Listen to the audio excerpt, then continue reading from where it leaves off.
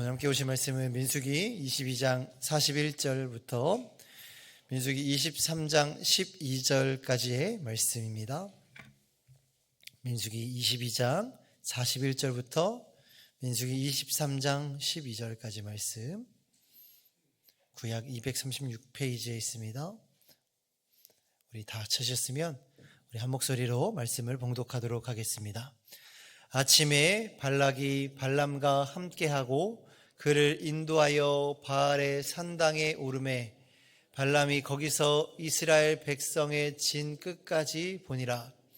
발람이 발락에게 이르되 나를 위하여 여기 제단 7을 쌓고 거기 수송아지 7마리와 순양 7마리를 준비하소서 하매 발락이 발람의 말대로 준비한 후에 발락과 발람이 제단에 수송아지와 순양을 드리니라. 발람이 발락에게 이르되 당신의 번제물 곁에 서소서. 나는 저리로 가리이다. 께서 혹시 오셔서 나를 만나시리니 그가 내게 지시하는 것은 다 당신에게 알리리이다 하고 언덕길로 가니 하나님이 발람에게 임하시는지라. 발람이 아뢰되 내가 7 제단을 쌓고 각 제단에 수송아지와 순양을 드렸나이다. 여호와께서 발람의 입에 말씀을 주시며 이르시되 발락에게 돌아가서 이렇게 말할지니라. 그가 발락에게로 돌아간즉 발락과 모압의 모든 고관이 번제물 곁에 함께 섰더라. 발람이 예언을 전하여 말하되 발락이 나를 아람에서 모압 왕이 동쪽 산에서 데려다가 이르기를 와서 나를 위하여 야곱을 저주하라. 와서 이스라엘을 꾸짖으라 하도다. 하나님이 저주하지 않으신 자를 내가 어찌 저주하며 여호와께서 꾸짖지 않으신 자를 내가 어찌 꾸짖으랴. 내가 바위 위에서 그들을 보며 작은 산에서 그들을 바라보니 이 백성은 홀로 살 것이라. 그를 여러 민족 중에 하나로 여기지 않으리로다. 야곱의 티끌을 누가 능히 세며 이스라엘 4분의 1을 누가 능히 셀고 나는 의인의 죽임을 죽기 원하며 나의 종말이 그와 같기를 바라노라 하매 발락이 발람에게 이르되 그대가 어찌 내게 이같이 행하느냐. 나의 원수를 저주하라고 그대를 데려왔거늘 그대가 오히려 축복하였도다. 발람이 대답하여 이르되 여호와께서 내 입에 주신 말씀을 내가 어찌 말하지 아니할 수 있으리까. 아멘. 오늘 본문의 말씀을 보면 이제 발락이 우여곡절 끝에 주술사 발람을 만나게 되죠. 이렇게 만나게 된 다음에 발락은 아마 이렇게 생각했을 겁니다. 이제 발람이 자신의 부탁을 들어줄 거다. 자신의 뜻대로 저주를 할 것이다 라고 생각을 했을 것입니다. 그래서 본문 22장 41절의 말씀을 보면 이 발람의 첫 번째 예언이 말씀되어지는 그 시작이 이렇게 됩니다. 아침에 발락이 발람과 함께하고 그를 인도하여 바알의 산당에 오르매 발람이 거기서 이스라엘 백성의 진 끝까지 보니라. 발락이 발람을 데리고 바알의 산당에 올라서 이스라엘 백성 진 끝을 보게 합니다. 이스라엘 백성의 전부를 본 게 아니라 진 끝을 보게 했다라고 하죠. 이건 아마 발람의 마음에 이스라엘 백성들 전체를 보게 되면 혹여라도 주눅이 들어서 자신이 생각한 대로 저주를 하지 않을까봐 의도적으로 진 끝을 보여준 것이 아닌가 그렇게 생각이 듭니다. 그렇게 발락을 따라간 발람은 이제 부탁한 것, 이스라엘 백성들을 저주하기 위해서 그것을 이행하기 위해 발락에게 요구를 하죠. 바알의 산당에다가 제단과 제물 7개를 쌓고 소와 양도 7마리씩 준비해 달라라고 그렇게 말씀을 합니다. 제단과 제물이 1개씩도 아니라 7개씩이나 요청한 이유는 무엇일까요? 물론 성경에서 숫자가 의미하는 바 이런 것도 있겠지만 여러 가지 해석도 있겠지만 사실 발람은 하나님을 예배하는 하나님께 제사를 드리는 사람이 아니었습니다.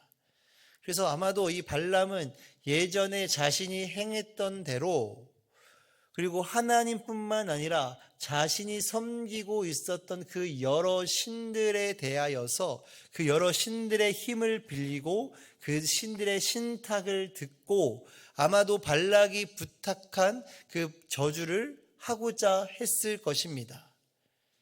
다시 말해 하나님께서 제정하신 방법대로 하나님 앞에 나아간 것이 아니라 자신이 예전에 드렸던 방식대로 나아갔다라는 것을 의미하고 있는 것입니다. 발람이 발락의 신하들을 만나고 나서 그가 겪은 일들을 한번 생각해 보십시오. 그가 이 발락을 만나기까지 그런 순탄한 길을 오지 않았습니다. 소위 나귀까지 하나님께서 나귀의 입을 열어서 발람에게 깨우치기 위해서 그런 놀라운 일들도 행하셨죠. 그러니까 우리가 소위 말하는 하나님께 그렇게 된통 혼이 나서도 이 발람은요 정신을 차리지 못했어요. 자신의 뜻대로 자신의 욕심대로 이렇게 제사를 드린 것입니다. 그런데 더 재미있는 건 발람은 아주 뻔뻔하게 발락에게 자신이 하나님의 음성을 듣겠다라고 하면서 한적한 곳으로 이동합니다. 발락이 만들어준 데리고 간 이 바알의 산당보다 더 높은 곳으로 올라가서 하나님의 임재를 기다려요.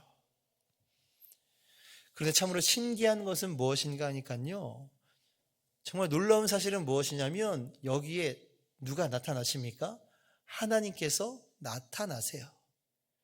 말도 안 되는 제사, 말도 안 되는, 지금으로 말하면 말도 안 되는 예배를 드렸는데 하나님께서 발람에게 나타나신 거예요. 그래서 어떻게 보면 하나님께서 하나님의 방법대로가 아니라 자신의 생각, 자신이 해오던 방식대로 제물을 받으시고 응답하신 것이다 라고도 우리가 볼 수가 있어요. 근데 어디까지나 이건요 우리 인간의 관점이에요.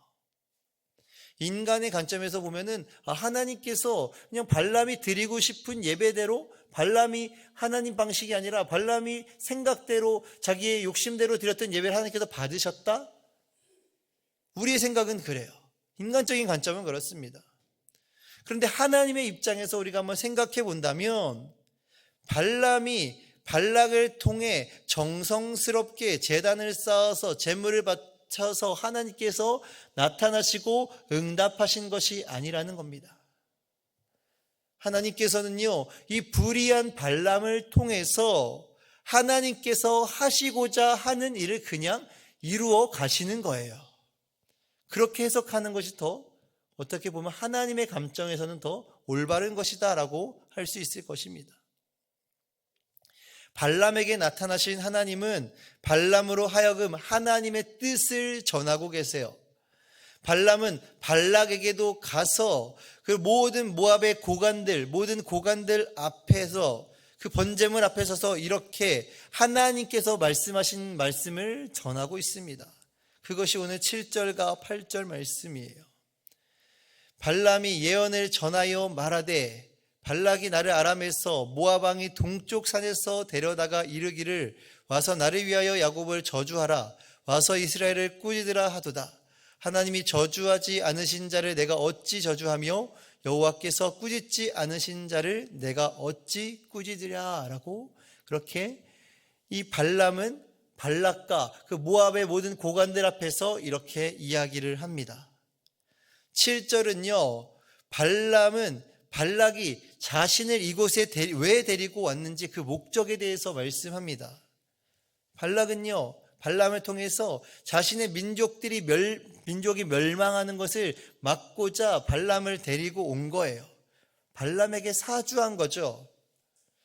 근데 발람이 이렇게 이야기했다는 것은 무엇입니까?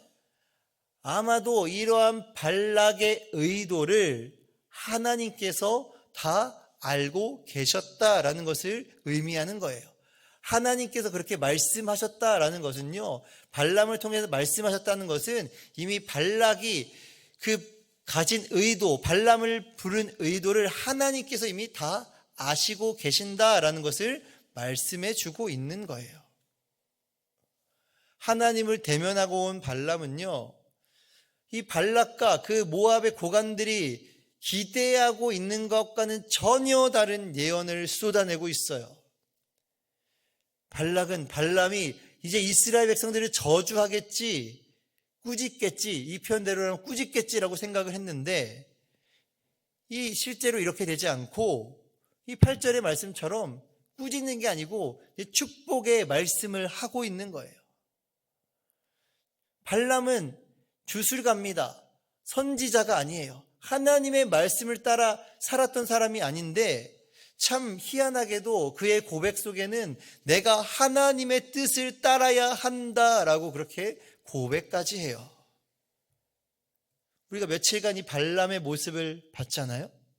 이 발람의 모습을 보건대 참 발람의 이런 모습이 참 의의 모습이에요. 어떻게 보면 자신의 욕심에 따라 움직인 것이 아니라 하나님을 대면한 이상 하나님의 말씀에 불순종하기가 어려웠던 것으로 보입니다. 결국 저주는커녕 9절과 10절에서 이스라엘 백성들을 이렇게 축복합니다. 내가 바위 위에서 그들을 보며 작은 산에서 그들을 바라보니 이 백성은 홀로 살 것이라. 그를 여러 민족 중에 하나로 여기지 않으리로다. 야곱의 티끌을 누가 능히 세며 이스라엘 4분의 1을 누가 능히 셀고, 나는 의인의 죽음을 죽기 원하며 나의 종말이 그와 같기를 바라노라 하매 라고 말씀해요. 하나님께서는 다시 한번 이 발람의 입술을 통해서 민수기 22장 12절의 말씀과 같이 이스라엘 백성들을 축복하고 계십니다. 이것은 곧 모압 왕 발락이 어떠한 수단과 방법을 가리지 않는다라고 할지라도 그 어떤 민족도 어떤 사람도 어떤 방법을 통해서도 이스라엘 백성들의 진격을, 이스라엘 백성들을 축복하고자 하는 하나님의 뜻을 꺾을 수가 없다라는 것을 이 주술가 발람의 입술을 통해서 말씀하신 거예요. 하나님의 축복의 말씀은 무엇입니까? 이스라엘 백성들이 다른 민족과는 비교할 수 없는, 그리고 티끌처럼 헤아릴 수 없는 강한 민족임을 말씀하세요. 현재의 모습을 보면 사실 그런 모습이 잘 보이지 않지만 하나님께서는 이스라엘 백성들을 그렇게 축복하신 것입니다. 그리고 이스라엘 백성들이 향한 축복의 말씀을 들은 발람 또한 나도 그렇게 죽기를 원한다라고 이야기합니다. 이스라엘 백성들을 부러워한 거예요. 하나님의 축복의 말씀을 들은 이 발람이 이스라엘 백성들이 정말 부럽다, 나도 그렇게 살다가 죽고 싶다라고 발락 앞에서, 모압의 고관들 앞에서 그렇게 고백하고 있는 것입니다. 그런데 이 발람의 이런 고백을 들은 이 발락과 그 고관들의 반응은 어떻습니까? 적잖게 당황했을 거예요. 아니, 저주해달라고 그렇게 어렵게 모셨는데, 정말 힘들게 모셨는데, 당연히 우리 입장에서 저주를 해줘야 되는데, 이건 오히려 이스라엘 백성들을 축복하고 있으니 당황스러울 수밖에 없죠. 그래서 발람에게 항의를 합니다. 근데 발람은 그 뜻을 돌이킬 생각이 없어요. 하나님이 주신 말씀을 전하는 것이 자신의 역할이다라고, 자신의 할 일이라고 그렇게 강조합니다. 어떻게 보면 이전까지는 그가 하나님의 말씀을 듣지도 전하지도 않은 사람이었으나 지금 모습만 보면 여느 선지자 못지않은 모습을 보여주고 있어요. 물론 발람도요, 발락의 요구대로 그리고 자신의 욕심대로 그런 저주를 하기를 원했을 거예요. 그런데 하나님의 강권적인 역사 앞에서 발람은요, 자신의 뜻대로, 그리고 발락이 원하는 대로 그렇게 행동할 수가 없었던 겁니다. 오늘 이 자리에 모이신 우리 사랑하는 성도님들, 우리는 오늘 이런 발람의 모습을 통해서 다시 한번 하나님이 어떠한 분이신지를 깨닫게 됩니다. 우리가 살아가는 이 세상, 정말 악해 보이고 불의해 보이죠. 아니, 어떻게 하나님께서 이런 일들까지 허락하셨지라는 일들이 지금 이 시간에도 수도 없이 일어나고 있어요. 그런데 우리가 오늘 말씀을 통해서도 마찬가지고, 이런 일들이 일어날 때 우리가 기억해야 하는 사실은 무엇이냐? 이 모든 일들이 다 하나님의 통치 아래서 이루어지고 있다라는 거예요.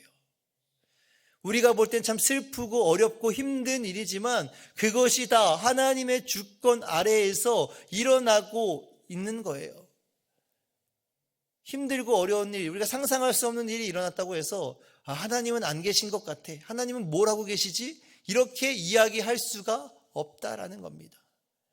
정말 불의한 주술가를 통해서라도 하나님의 뜻을 이렇게 전달하신 그 모습, 하나님께서 우리를 향해 가지고 계신 그 계획도 변함이 없다라는 사실을 기억하시기를 바랍니다.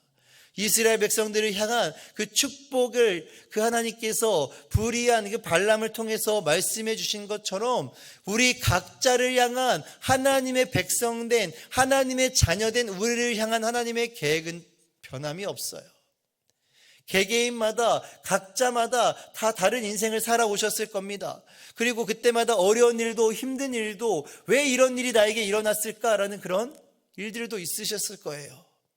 하지만 그 인생을 계획해 가시고 움직여 가시는 분은 누구시냐? 하나님이시라는 거예요. 우리가 하나님을 알았을 때이든지 몰랐을 때이든지 다 그 모든 인생의 삶의 순간은요, 다 하나님께서 이끌어 가시고 그것을 통해서, 우리를 통해서 하나님의 영광을 드러내시기 원하셨다라는 겁니다. 이스라엘 백성들은요, 그때 당시에 다른 민족에 비하면 참 보잘것없는 민족이었습니다.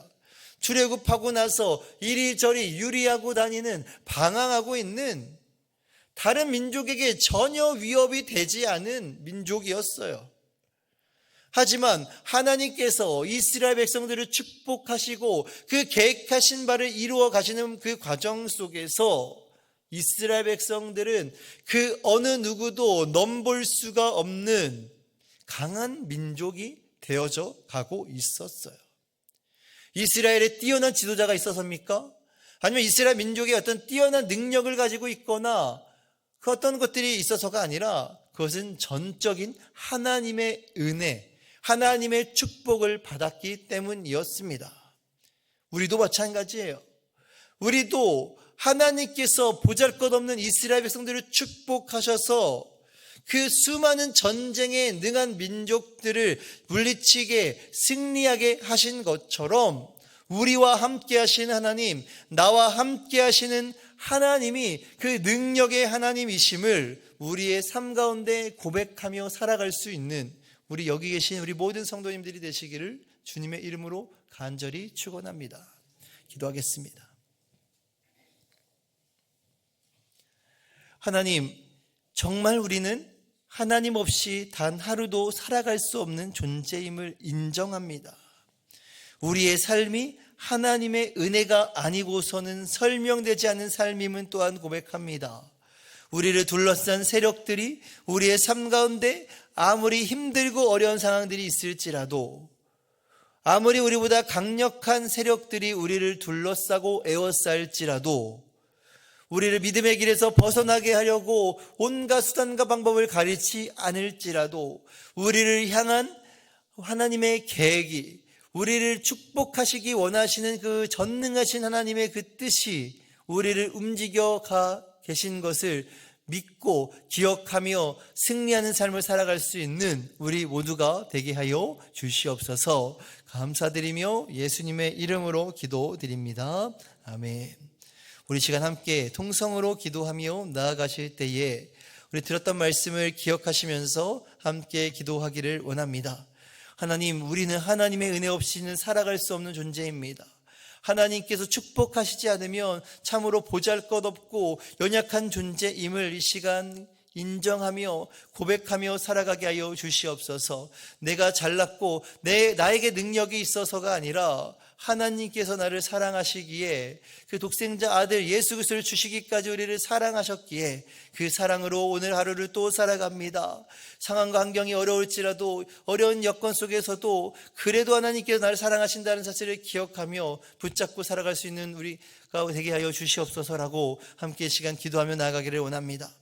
두 번째로 기도하실 때 우리 교회 사역을 위해서 기도하기를 원합니다. 우리 계속해서 대신방이 진행되고 있습니다. 우리 말씀을 하시는 우리 목사님과 함께 방문하는 우리 사역자들을 위해서 하나님께서 우리 신방을 받는 우리 성도님들에게 꼭 필요한 말씀이, 위로의 말씀과 격려의 말씀이 꼭 선포되어 있을 수 있도록 중보해 주시고요. 또 오늘 우리 시니어 연합목장 예배가 다시 개강합니다. 오늘 시간마다 부어주신 하나님의 은혜로 하나님께서 부어주시는 은혜로운 시간들 되게 하여 주시옵소서라고 함께 중보해 주시고요. 또 우리 돌아오는 주일 예배 가운데에도 하나님께서 은혜를 부으시도록 함께 중보하기를 원합니다.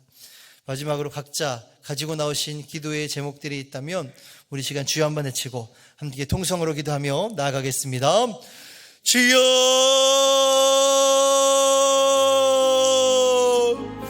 하나님 아버지 감사합니다. 감사합니다. 감사합니다. 정말 보잘것없고